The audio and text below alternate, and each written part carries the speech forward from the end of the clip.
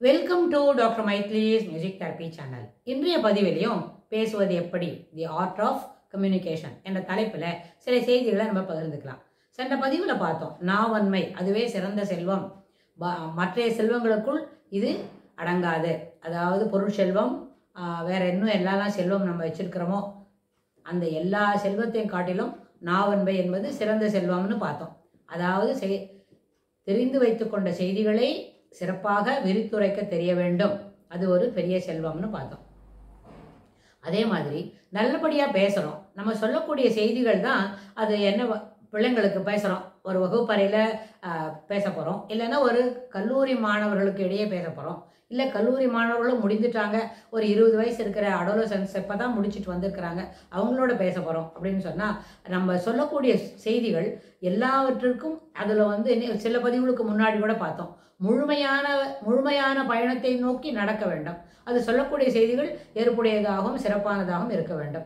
ஒரு முழுமையை நோக்கி பயணிக்கிறோம் அப்படின்னு சொன்னா அந்த முழுமைக்கு நம்ம எவ்வளவு தூரத்துல இருக்கோம், அது மாதிரி செய்திகளை சேகரித்து கொண்டு ஒரு கல்லூரியில போய் பேசுறோம்னு வைங்க. அப்ப சொல்லக்கூடிய செய்திகளால தான், அதாவது காதுல கேட்கக்கூடிய செய்திகளால தான் நல்லதும் கெட்டதும் வரும். அப்போ அதுபோல பிள்ளைங்களுக்கு இப்பதான் அவங்க சமுதாயத்துல வரப்போறாங்க, அவங்களுடைய பங்கு பற்றிக்கிற திறமையை அதுல வளர்த்துக்கணும். அப்படின்னா அதுல அவங்களுக்கு நம்ம நல்ல செய்திகளை, ஏற்புடைய செய்திகளை, அது அவங்களுடைய வழிநடத்தக்கூடிய செய்திகளை சொல்லணும். ஆனா நம்ம சொல்லக்கூடிய செய்திகள் தான் ஒருத்தரை நல்லவனாகவும் கெட்டவனாகவும் ஆக்குறது.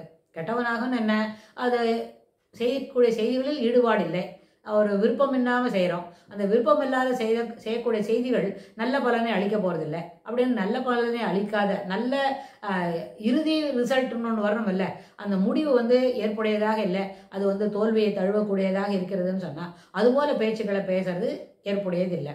அதனால பிள்ளைங்களோட மனதில் உயர்ந்த கருத்துக்களை நம்ம சொல்லிக் கொடுக்கணும். உயர்ந்த கருத்துக்களை சொல்லும் பொழுது அது எப்பொழுதும் ஏற்றுக்கொள்ளக்கூடியதாக இருக்கணும்.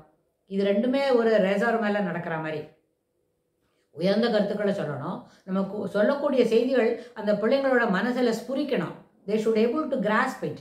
அப்போ அதுக்கு அவங்க தயாரா இருக்கணும். அது தயாரா இருக்கிற மாதிரி முதல்ல அவங்கள தயார் பண்ணிட்டு தான் இது போல செய்திகளை நம்ம சொல்லணும். இது எல்லாமே ஒன்றுக்கொன்று தொடர்புடையதான். இது கொஞ்சம் விரிவான தலைப்பு, அதனால இன்னும் கூட நிறைய will go deep into it. அப்படின்னா ஒருத்தர் சொல்லக்கூடிய செய்திகளினால தான் நல்லதும் கெட்டதும், கெடுதலும் கேடும் சிறப்பும் வரக்கூடும் அப்படிங்கிறதுனால அப்போ சொல்லக்கூடிய செய்திகள் எப்பொழுதும் நல்லவற்றை விளைவிப்பதாகவே இருக்க வேண்டும்.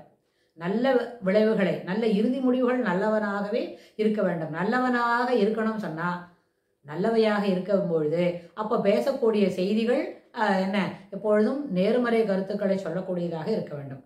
அடுத்த சமுதாயத்துக்கு நம்ம ஒரு சில செய்திகளை பகிர்ந்துக்கிறோம் அப்படின்னா அது எப்பவும் ஏற்புடையதாகவும் அவர்களை சிறந்த வழியில் நடத்துவதாகவும் இருக்க வேண்டும். வழி நடத்தக்கூடிய செய்திகளை பகிர்ந்து கொள்வதுதான் ஏற்புடையது. அதுதான் அந்த மேடையில நிற்கும் பொழுதே நம்ம அதுக்கு ஒரு முக்கியத்துவம் கொடுக்குறோம்னு. ஆனா நம்ம கிட்ட எதிர நிற்கிறது அத்தனை பேரும் பிள்ளைங்க, அடுத்த சமுதாயத்தோட அடுத்த தலைமுறைக்கு அவங்க காத்துக்கிட்டு இருக்கிறாங்க, அவங்களோட பணிகளை நாட்டுக்காகவும் வீட்டுக்காகவும் செய்யறதுக்குன்னு சொன்னா அவங்களுக்கு சொல்லிக் கொடுக்கக்கூடிய செய்திகள் ஏற்புடையதாக இருக்க வேண்டும்.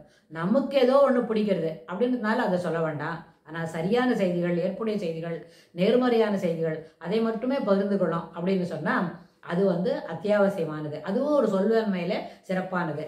அந்த பேசுவது எப்படி, தி ஆர்ட் ஆஃப் கம்யூனிகேஷன் சொன்னோம் இல்லையா, எப்படி நமக்கு தெரிந்த செய்திகளை சிறப்பாகவும் என்ன எடுத்து உரைக்கிறோம், ஏற்புடையதாக எடுத்து உரைக்கிறோம். அதுல ஒண்ணு, அதாவது இந்த சொல்லக்கூடிய செய்திகள்னால நல்லதும் கேடும் விளைவிக்கும் என்பதால் சொல்லக்கூடிய செய்திகள் எப்பொழுதும் சிறப்பானவையாகவும் ஏற்றுக்கொள்ளக்கூடியதாகவும் இருக்க வேண்டும். ஆனா சில நேரத்துல பொய்மை இகழ் அப்படின்னு ஒரு வார்த்தை உண்டு. அப்படின்னா அந்த நேரத்துல தவறான செய்திகளை கூட பொய்ய மெய் போல பேசுறோம் அப்படின்னா அது இங்கே தவிர்க்கப்பட வேண்டியது. அது சொல்வன்மையில் ஏற்புடையதில்லை.